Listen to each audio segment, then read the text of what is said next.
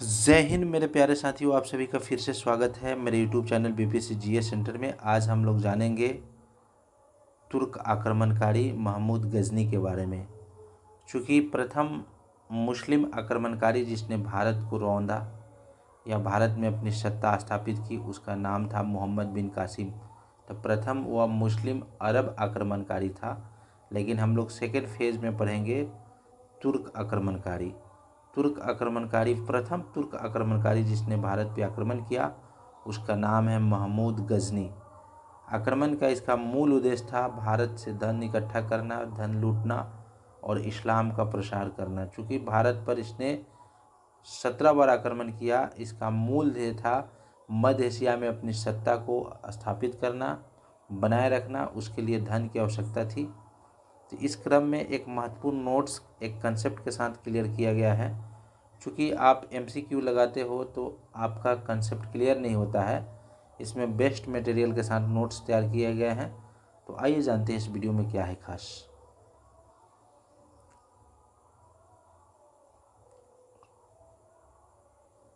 सबसे पहले हम जानेंगे कि महमूद गजनी प्रथम तुर्क आक्रमणकारी था। तुर्क कौन थे?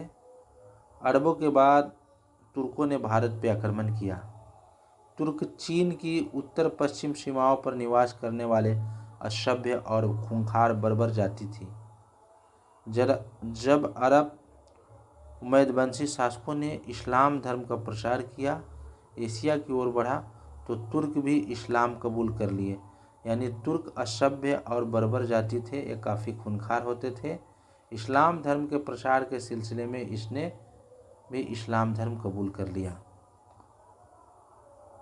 नेक्स्ट देखते हैं पॉइंट। अल्पतगीन नामक एक तुर्क सरदार ने गजनी में स्वतंत्र तुर्क राज की स्थापना की थी। यानी तुर्क राज की स्थापना करने वाला कोई सरदार था, उसका नाम था अल्पतगीन। अल्पतगीन गजनी साम्राज्य या यमनी वंश की संस्थापक था। तो दोस्तों एग्जाम में पूछता है कि किसने तुर्क साम्राज्य की स्थापना की, या किसने गजनी साम्राज्य की स्थापना की, या किसने यामनी वंश की स्थापना की, या यामनी वंश का संस्थापक कौन था? तो अल्पतगीन हो जाएगा। नेक्स्ट देखते हैं दोस्तों।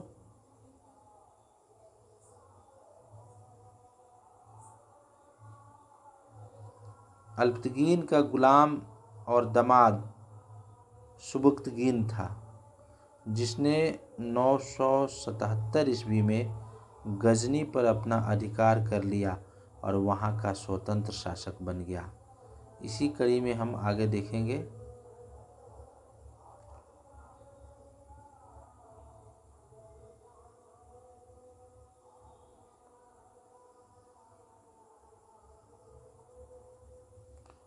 महमूद गजनी सुबुक्तगीन का पुत्र था। अल्पतगीन का दामाद और गुलाम सुबुक्तगीन था, और सुबुक्तगीन का पुत्र महमूद गजनी था।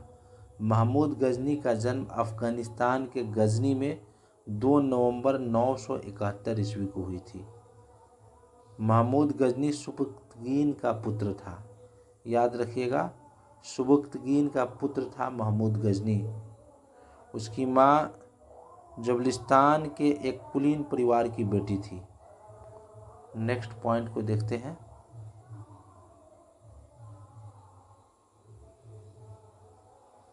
महमूद गजनी एक शासक के रूप में जानने का प्रयास करेंगे। सुबुक्तगीन की मृत्यु के बाद उसका पुत्र एवं उत्तराधिकारी महमूद गजनी की गद्दी संभाली 997 ईस्वी में। इसके पूर्व अपने पिता के काल में महमूद गजनी खुरासान का शासक था। तो पहला शासक खुरासान का बना। गद्दी पर बैठते समय महमूद गजनी मात्र 27 वर्ष का था। महज 27 वर्ष की उम्र में इसने गद्दी संभाली थी। सुल्तान की उपाधि धारण करने वाला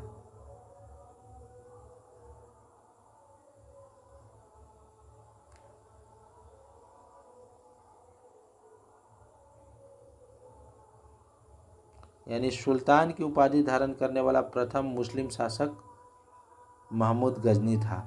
बगदाद का खलीफा अल कादिर बिल्लाह ने महमूद गजनी के पद को मान्यता प्रदान करते हुए यमीन उद दौला यानी साम्राज्य का दाहिना हाथ तथा यमीन उल मिल्लाह मुस्लिम यानी मुसलमानों का संरक्षक की उपाधि दिया था। यानी साम्राज्य का दाहिना हाथ और मुसलमानों का संरक्षक के रूप में बगदाद के खलीफा अल आदिर बिल्लाह ने महमूद गजनी को उसके पद की मान्यता दी थी। सुल्तान की उपाधि धारण करने वाला प्रथम मुस्लिम शासक महमूद गजनी ही था।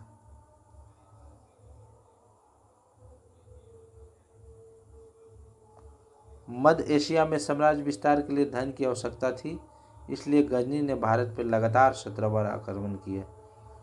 लेखक उत्बी के अनुसार महमूद गजनी ने युद्धों के समय जिहाद का नारा दिया था। महमूद ने अपना नाम बुतसीन यानी मूर्ति पूजा को समाप्त करने वाला यानी बुतप्रस्त को ख़त्म करने वाला मूर्ति भंजक की उपाधि इसने धारण की थी।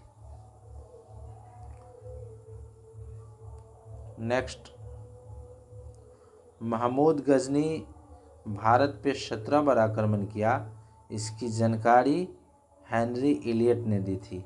हेनरी इलियट के अनुसार महमूद गजनी ने भारत पे 17 बार आक्रमण किया। खैबर दर्रा, जिसे भारत का प्रवेश द्वार कहा जाता है, शुबदगीन ने जीत लिया था। इसी दर्रे को पार करके महमूद गजनी ने भारत पे आक्रमण किया।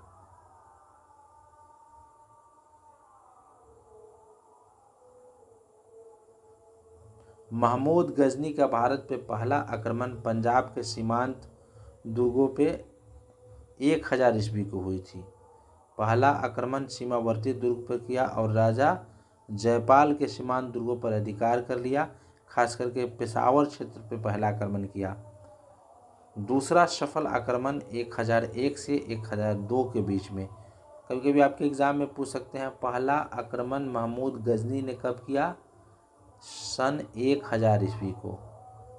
पंजाब पर दूसरा आक्रमण राजा जयपाल के विरुद्ध हुआ था 2001 में। पेशावर के निकट घमासान युद्ध हुआ, जिसमें जयपाल की मृत्यु हो गई, जयपाल की पराजय हो गई। आगे हम लोग देखेंगे। तीसरा, भेरा पर आक्रमण। पंजाब क्षेत्र के भेरा पर महमूद गजनी का तीसरा आक्रमण 1003 ईस्वी में भेरा नामक स्थान पर हुआ। युद्ध में भेरा का राजा बुरी तरह से पराजित हुआ और इसने आत्महत्या कर ली। तो आगे हम लोग देखेंगे महमूद गजनी का चौथा महत्वपूर्ण आक्रमण मुल्तान पर हुआ था। मुल्तान महमूद गजनी का चौथा आक्रमण था। मुल्तान का शासक अब्दुल फतह दाऊद था। 1004 से 5 ईस्वी तक महमूद गजनी ने मुल्तान पर आक्रमण किया। महमूद को मुल्तान पर आक्रमण करने के लिए आनंदपाल के राज पंजाब से होकर जाना था। आनंदपाल ने अपने प्रदेश में होकर जाने की अनुमति नहीं दी, तो आनंदपाल युद्ध में हार गया और महमूद गजनी ने मुल्तान को भी जीत लिया। लौटने से पूर्व महमूद गजनी ने आनंदपाल के पुत्र सुखपाल, जिसने इस्लाम धर्म स्वीकार कर लिया था और उसने नाम परिवर्तित करके नवासा शाह बना था, को मुल्तान का राज्यपाल नियुक्त किया। यानी चौथा आक्रमण मुल्तान के विरुद्ध हुई थी, लेकिन आनंदपाल जो पंजाब क्षेत्र के आसपास में उसका साम्राज्य था, उससे प्रवेश होकर मुल्तान जाना था। तो पहले उसने आनंदपाल को युद्ध में हराया और फिर मुल्तान को अपने कब्जे में लिया। युद्ध में हराने के बाद आनंदपाल के पुत्र सुखपाल, जिसने इस्लाम धर्म को स्वीकार कर लिया, उसे मुल्तान का गवर्नर बना दिया। फिर पांचवा आक्रमण महमूद गजनी का होगा, वह आनंदपाल के पुत्र सुखपाल के विरुद्ध। महमूद गजनी के जाने के बाद सुखपाल ने इस्लाम धर्म छोड़ दिया, पुनः घर वापसी की और मुल्तान का स्वतंत्र शासक बन गया। उसे दंड देने के लिए महमूद गजनी ने मुल्तान पर पुनः आक्रमण किया। महमूद गजनी ने दाऊद को पुनः मुल्तान का शासक या गवर्नर नियुक्त किया, यानी सुखपाल के जगह अब फिर दाऊद को मुल्तान का गवर्नर बनाता है। छठा देखेंगे हम, आनंदपाल पर पुनः आक्रमण। महमूद का छठा आक्रमण लाहौर के राजा आनंदपाल के विरुद्ध हुआ। आनंदपाल ने मुल्तान के शासक दाऊद की सहायता की थी। महमूद का मुकाबला करने के लिए आनंदपाल ने एक विशाल सेना इकट्ठा की। आनंदपाल ने महमूद गजनी के विरुद्ध हिंदू राजाओं का एक संघ बनाया था। काफी महत्वपूर्ण है।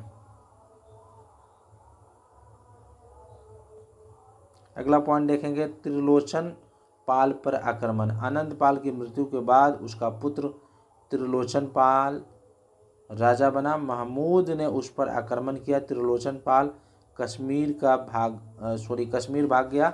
महमूद ने वहां भी उसका पीछा किया। महमूद गजनी ने त्रिलोचन पाल और कश्मीर की सेनाओं को पराजित किया, परंतु महमूद ने कश्मीर के अंदरूनी भागों में प्रवेश करना ठीक नहीं समझा। पुनः वह गजनी लौट गया। फिर 10वां आक्रमण हम लोग देखेंगे महमूद गजनी का, और वह आक्रमण है थानेश्वर पर। 1014 ईस्वी में थानेश्वर के चक्रस्वामी मंदिर को लूटा और चक्रस्वामी की कांस्य की निर्मित आदमकद प्रतिमा को गजनी भेजकर रंगभूमि में रखवाया। ये बहुत इम्पोर्टेंट है। थानेश्वर पर 1024 ईस्वी में आक्रमण किया। वहाँ के चक्रस्वामी मंदिर को उसने लूटा और उसकी कुछ मूर्तियों को लेकर अपने देश वापस चला गया। 11वां आक्रमण कश्मीर पर था। 1015 ईस्वी में कश्मीर से लोहकोट यानी लोहारिन दुर्ग को जीतने का असफल प्रयास किया। यह गजनी की सेना की प्रथम पराजय थी। बहुत इंपॉर्टेंट है। कश्मीर पे आक्रमण में उसकी असफलता हाथ लगी क्योंकि मौसम उसके प्रतिकूल था। और 1021 ईस्वी में पुनः कश्मीर पर आक्रमण किया और इस बार भी वह सफल नहीं हुआ। अतः महमूद ने कश्मीर विजय का प्रयत्न त्याग दिया। तो आपके एग्ज़ाम में पूछते हैं कि क्या उसने कश्मीर को अपने साम्राज्य में मिलाया था या किसे जीतने में वह असफल रहा, तो ऑप्शन में कश्मीर हो सकते हैं। 12वां आक्रमण मथुरा पर।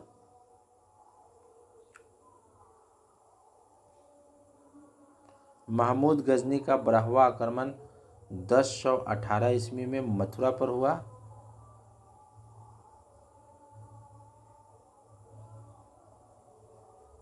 उसने अपार संपत्ति लूटा। मथुरा के पश्चात महमूद गजनी ने वृंदावन को लूटा। 13वां आक्रमण कनौज पर था। मथुरा लूटने के बाद महमूद गजनवी ने कनौज की ओर बढ़ा। कनौज के राजा जयचंद्र ने आत्मसमर्पण कर दिया, महमूद की अधीनता स्वीकार कर ली। वहाँ उसने मंदिरों और नगरों को लूटा। चूँकि मूल ध्येय था धन इकट्ठा करना, चूँकि बैंकिंग प्रणाली का एक महत्वपूर्ण केंद्र यानी जितने भी खजाने थे वो मंदिरों में ही रहते थे, इसलिए मंदिर को ही टारगेट किया। कालिंजर पर आक्रमण किया। 14वां आक्रमण 1019 ईस्वी में महमूद ने कालिंजर दुर्ग को घेर डाला। यहाँ के शासक विद्याधर चंदेल, जिसे मुस्लिम लेखकों ने सर्वाधिक शक्तिशाली शासक यानी महमूद गजनवी के समय सर्वाधिक शक्तिशाली शासक कालिंजर का शासक था विद्याधर चंदेल ने। कन्नौज के एक नए शासक त्रिलोचन एवं पंजाब के शाही शासक त्रिलोचन पाल के साथ मिलकर एक संघ बनाई थी महमूद गजनी से लड़ने के लिए। 15वां आक्रमण महमूद गजनी का ग्वालियर पर था। 1022 ईस्वी में महमूद ने ग्वालियर पर आक्रमण किया। यहाँ के राजा महमूद गजनी की अधीनता स्वीकार कर ली। इस समय पंजाब का गजनी साम्राज्य में विलय कर लिया गया। अरियारुक पंजाब का सूबेदार नियुक्त किया गया। ग्वालियर पर 15वां आक्रमण था। 16वां आक्रमण जो ऐतिहासिक दृष्टिकोण से बहुत महत्वपूर्ण है, सोमनाथ मंदिर पर आक्रमण। महमूद गजनी का सबसे चर्चित आक्रमण 1025 ईस्वी में सोमनाथ मंदिर पर हुआ। यह गुजरात के सौराष्ट्र प्रांत में पड़ता है। इस मंदिर को लूटा, करीब 20 लाख दिनार की संपत्ति हाथ लगी। यह मंदिर गुजरात के समुद्र तट पर अपनी अपार संपत्ति के लिए प्रसिद्ध था। इस मंदिर को लूटते समय महमूद गजनी ने लगभग 50,000 ब्राह्मणों और हिंदुओं का कत्ल किया। महमूद ने मंदिर के शिवलिंग के टुकड़े टुकड़े कर दिए और उसे गजनी मक्का मदीना भिजवा दिया।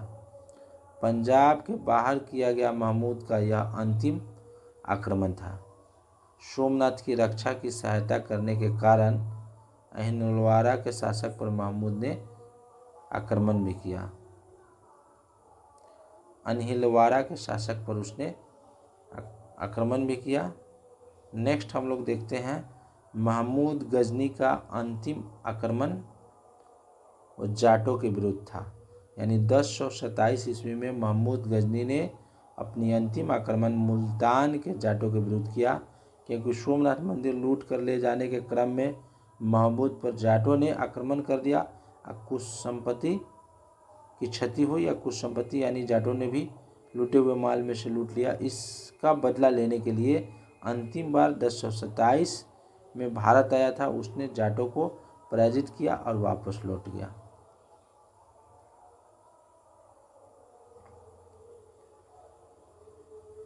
अगला पॉइंट देखते हैं। समकालीन चालुक्य शासक भीम प्रथम था। गजनी के चले जाने के बाद सोमनाथ मंदिर का पुनर्निर्माण करवाया। याद रखिएगा, राजा भीम ने जो चालुक्य शासक था सोमनाथ मंदिर का पुनर्निर्माण करवाया।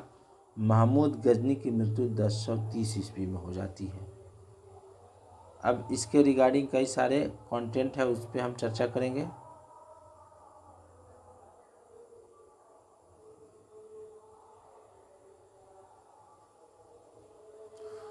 महमूद गजनी के समय कुछ समकालीन इतिहासकार थे, उसकी चर्चा कर लेते हैं।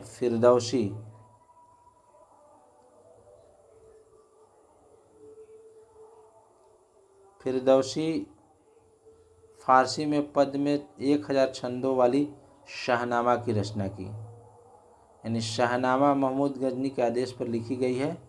इसमें महमूद के विजय अभियान संबंधी महत्वपूर्ण जानकारी मिलती है, उसकी उपलब्धियों की चर्चा है। तो शाहनामा किसने लिखी है? फिरदौसी ने। अल-बरूनी जो काफ़ी इम्पोर्टेंट है, गजनी के समय वो भारत आया था। अल-बरूनी यह राज ज्योतिष था। इसने गजनी में टेक्निकल प्रॉब्लम हो रही है।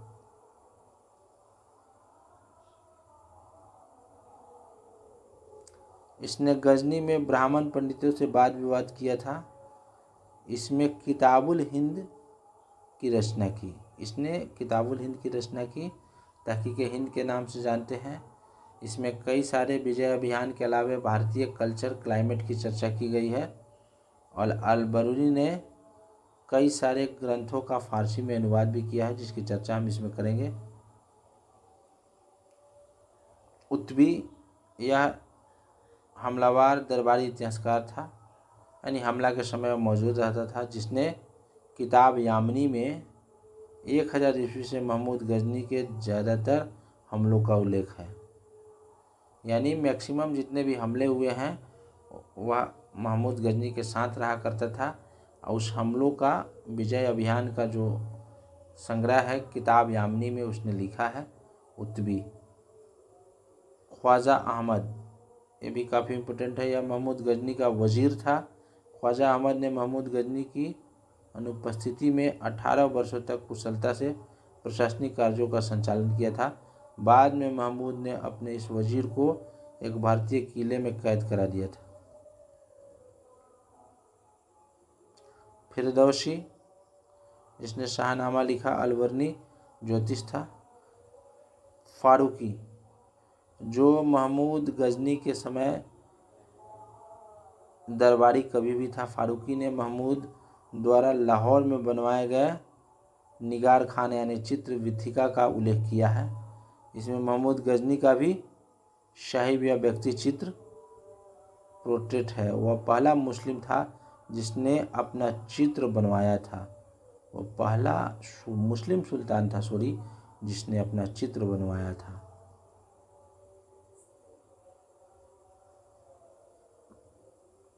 अलबरूनी ने ही पतंजलि योग सूत्र का अरबी भाषा में अनुवाद किया था और कपिल के सांख्य दर्शन एवं ज्योतिष का भी उसने अनुवाद किया था। तो अलबरूनी एक सफल लेखक और ज्योतिष भी था जो समकालीन था महमूद गजनी का।